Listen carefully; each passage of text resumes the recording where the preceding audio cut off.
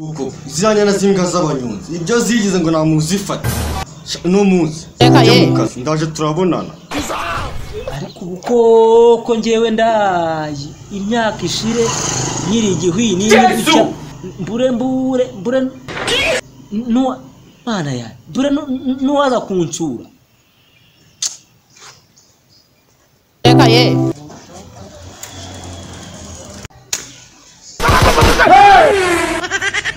zagisukura ko nigenzi ibiceri by'uyu munsi birabonekara no tugikubitana ndarikata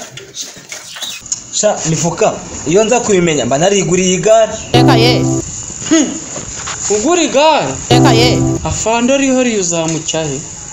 we munyonzi meze ute meze neza fana reka ye aganga abanyonzi mwizana umwananiranye afande ntago twananiranye pe ibyangombwa by'abashaka icyangombwa ngira ni uko wamura mugore wawe nkajya mu burungushuru reka ye afande ko mbona mbibuze uravuze ngo afande ushatse kuba ko nindigura nazari nyonga se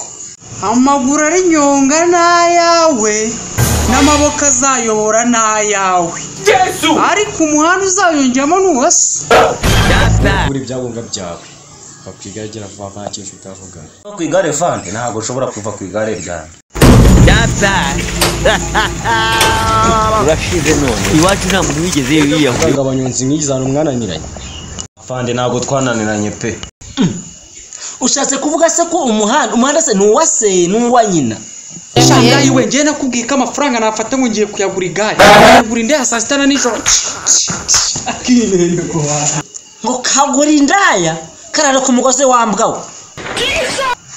aho shaka ibyangombwa byawe nabizana abanyonzi bigiye mushigaye mwarananiranye ndenda mva ku igare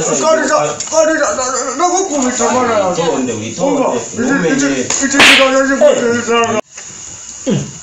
ibyigare bijya nuko nguko bimeze